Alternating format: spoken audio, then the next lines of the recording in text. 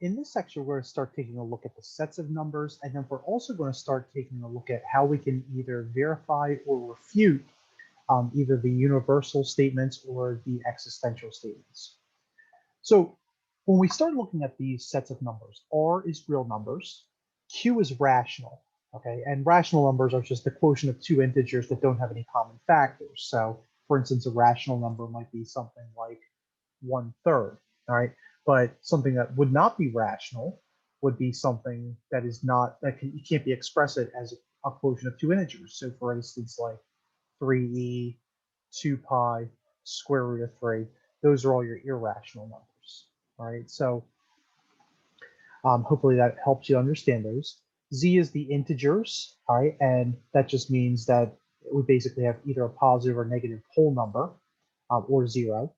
And then we have the whole numbers which start at 0 and go up through infinity, but no decimal values in there, no partial values in there. And then the last thing that we have is we have the whole natural numbers. And natural numbers, sometimes called the counting numbers, start at 1, so 1, 2, 3, 4, 5, etc.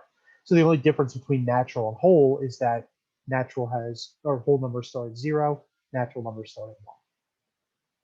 Now, before we talked about the idea of being able to verify or refute any sort of conditional, or I'm sorry, not conditional statement, but one of these existential statements or one of the universal statements. So let's see if we can do that. So we want to determine if the following statements are true or false, and we want to justify. So we have a domain D, 2, 4, 5, 6, 7. And we want to show that for all x in domain D, 2x is less than or equal to 15, which is true, but we have to verify it. Right? So here's how we're going to do that. We know that 2 times 2, right? So all I'm doing is I'm just substituting back in here, is less than or equal to 15. We know that 2 times 4, and all I'm doing is I'm just going through the domain here. So 2 times 4 is less than or equal to 15. We know that 2 times 5 is less than or equal to 15, 2 times 6 less than or equal to 15, and 2 times 7 less than or equal to 15. And what we would say is that this is valid by exhaustion because we've exhausted all the possible choices. So not only do we have to show it, but we have to describe that it's valid by exhaustion.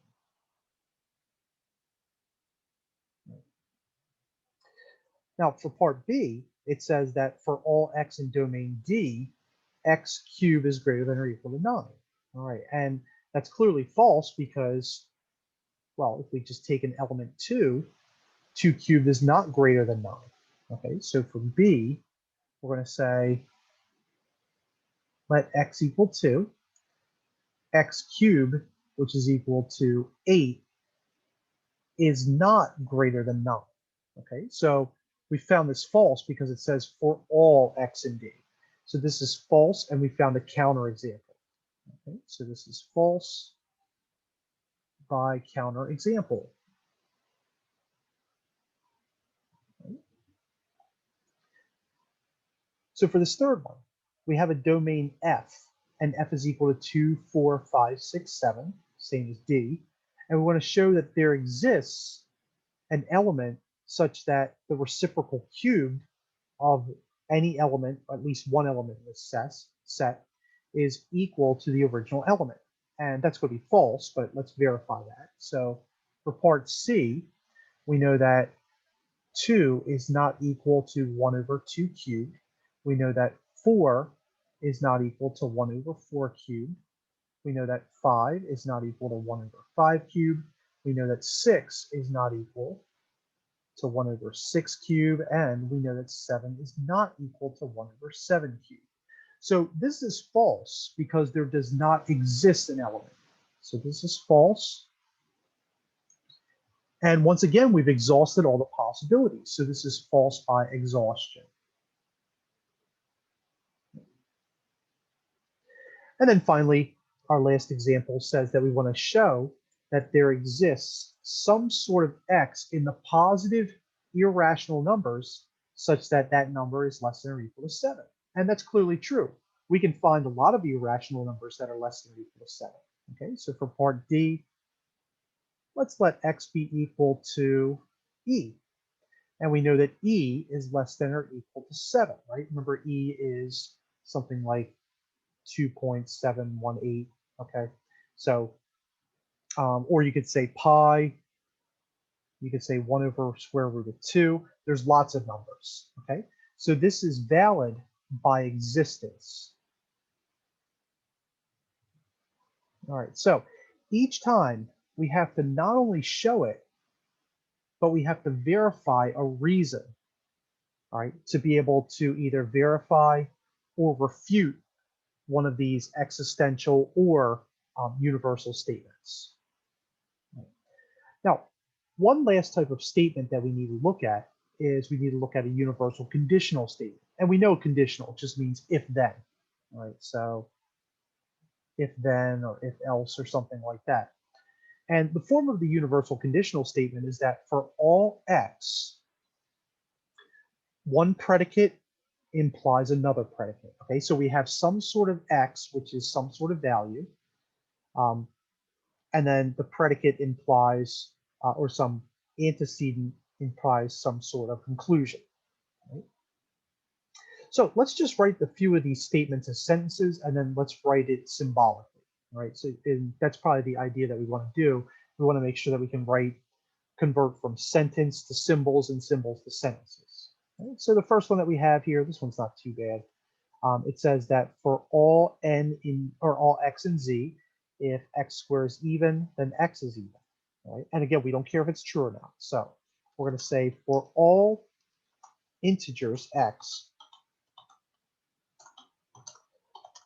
if x square, and sorry, put the square in there, is even, then x is even.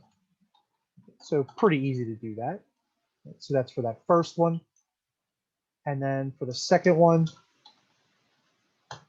we have that for all y in the positive natural numbers, if half of y is a positive integer, then y must be even. Right? So we're just going to translate that. And we're going to say for all positive natural numbers y,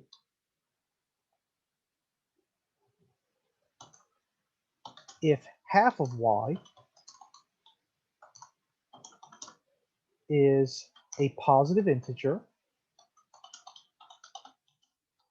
then y must be even. And again, we don't care if it's true or false. Okay, all we care about is just writing a sentence at this point. Okay. All right, now let's go the other way.